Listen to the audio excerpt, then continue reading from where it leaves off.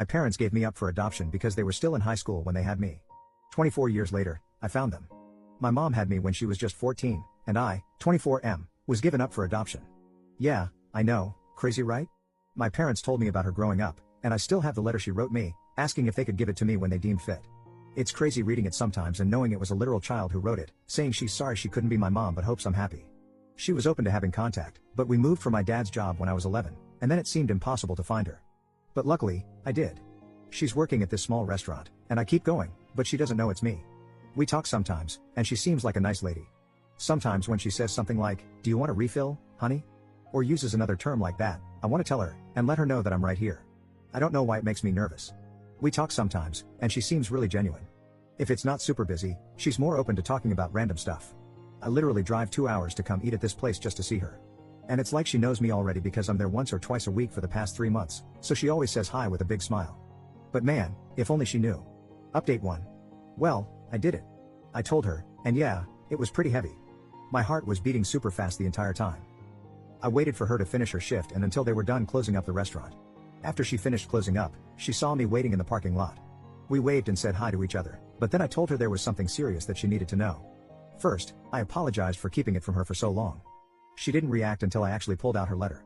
Then she started bawling from there, screaming and crying at the same time, and I didn't even have to finish the whole "I'm your son" speech. She just saw it and knew. It was crazy. The next thing I know, she's hugging me instantly, but then she pulled back and asked if it's okay to hug me. Of course it is, and we're just there hugging and crying in the parking lot. It hit her hard. Her legs gave out for a second, so I had to actually hold her up while she's still hugging me for a minute. What really got to me was her saying, "Look how big you've got." Also, hearing her cry made me cry too. She went back to open the restaurant, and we sat in there for hours talking about so many things. We had coffee, ate a slice of their pie, and just talked about anything and everything that came to mind. She told me that the second time I came to the restaurant, she got a feeling that I felt really familiar, but for her, it was hard to believe it could be me. So that feeling she had was pushed way down. She told me that for years after I was adopted, she would see kids around my age and used to think they were me. Then she would start crying in public. It really messed with her mind and made her depressed, so she didn't want to do the same when she first started seeing me in the restaurant. She said I looked so much like my biological dad when he was younger. We talked about him too.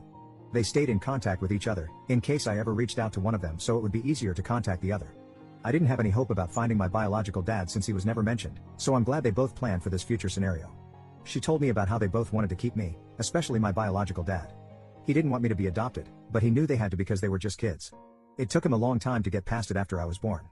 That's why he didn't leave anything behind, because he didn't want to believe he would ever get to see me again. We talked for hours, until almost 2 in the morning. She wanted to know everything about me, but her main concern was, am I happy? Were my parents good to me? Did I have a happy childhood? And I did. I told her, thank you for helping to give me this life. We both cried again, but she cried the most. Everything was very emotional for her. Sometimes she would look really happy, but then get sad again. After my 18th birthday, she was hoping I would find her, that's why she stayed in the same city. But since I didn't, she always thought maybe I resented her, wasn't told I'm adopted, or maybe had decided it was better not to have her around. It made me feel bad for not telling her sooner. She told me it's not my fault, and I did the right thing by going at my own pace. Honestly, she's so sweet. The way she kept looking at me with the biggest smile made me emotional sometimes. It makes you think, how can someone who's been a total stranger your whole life look at you with so much love? It's wild. We learned so much about each other. She asked me if we could have dinner soon to keep talking, and if, at some point in the future, I'm interested, come over to her house so I can meet her husband. That all sounded really great. We exchanged numbers, and after I left, she sent a text telling me thank you for giving her this gift that she didn't know would ever come. My girlfriend came over, and she hugged me while I cried. I wasn't sad, these were happy tears. Everything went better than I expected. There was still emotionally heavy stuff, but I'm still glad that we got to open up to each other. Update 2.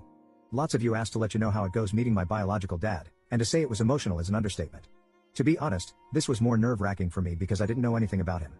With my bio mom, it was different because I watched her from afar and got to know her a little before it all came out. I asked my bio mom if she could be there too just because she knows him better, so it was the two of us waiting for him at this park. He was already crying before we even got to him. This guy is strong too, so he pulled me in for the biggest bear hug, and we were both crying. He told me he wants me to know that they loved me so much, and he loves me.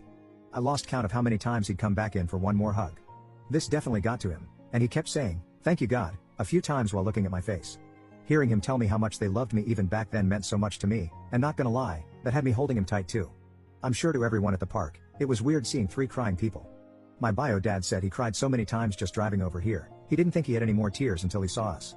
When we were all sitting down, it hit me that my bio mom was not kidding when she said we look alike. Obviously, he's older, but still, the similarities were crazy. He brought gifts too, which was a surprise. It was really nice. He told me I don't have to keep them if I don't want to, but he felt weird not coming with anything, and he's wanted to give this to me for a long time. One was a teddy bear holding a picture frame of him at the hospital holding me. He was 15 years old. It's still crazy to realize that. The other thing was a journal. The journal thing was stuff he said he started writing to me years after I was adopted. He was in therapy, and that helped him cope, thinking he would give them to me one day, his way of still feeling connected to me. I haven't read everything yet, but some of the pages were his thoughts and as if he was talking directly to me. How he felt when they found out she was pregnant, then the adoption, everything going on in his mind when he first got to hold me as a baby. I didn't even know he was at the hospital too. It was not what I was expecting. It really got me. I read some more of what he wrote last night that really got me crying. I'm sad to think how much this affected them emotionally for years. Also, I think it's pretty sweet he wanted to write this for me. We talked about his own life, which was pretty hard, his struggles with home life and the feelings he had about giving me up. Then he wanted to know everything about me, basically with the same questions my bio mom had. I made sure they knew they made the right decision because my life was pretty great. He looked like he wanted to cry when he knew that because that's all they hoped for, and it was something he always wondered about for years. My bio mom left a bit after we were more comfortable so we could talk more in private once it didn't feel too awkward between us. From there he told me stories about how he met my bio mom. Sometimes he'd point out stuff he noticed about me that reminds him of her or me and him having similar likes. My bio dad was really open about sharing everything. Like he really was getting ready for this meeting. He hoped it would happen and prayed every day to see me again because he had so many things he wanted to tell me. Overall, a really good first meeting. I'm glad how it went. He's open to the idea of meeting my parents. After I told them about all this because they definitely want to meet my bio parents again if I'm comfortable with that, obviously if my bio parents are too. Let's see when that happens. I don't know how it's gonna feel for me. They've met each other before I was even born, but I never had them in the same place, so that'll be interesting. Me and my parents met up yesterday to have breakfast so I could tell them everything. My mom was so happy about how it went. She actually cried too when I was telling them about both their reactions. My dad was proud because he knew how hard it was in the months after finding my bio mom and not really wanting to make contact yet. I'm really happy to have their support because it's hard not to feel guilty about wanting to know more about my bio parents. They gave me a really good life, so for a while, it felt like maybe to them I was showing that it wasn't good enough for me and I'd rather have my bio parents. But they told me many times they want me to do this for myself, and they know how much I love them. And I really do. Finding them and meeting them was hard, but it was so worth it to me. And seeing their reactions made it feel even more worth it. I still can't believe it sometimes.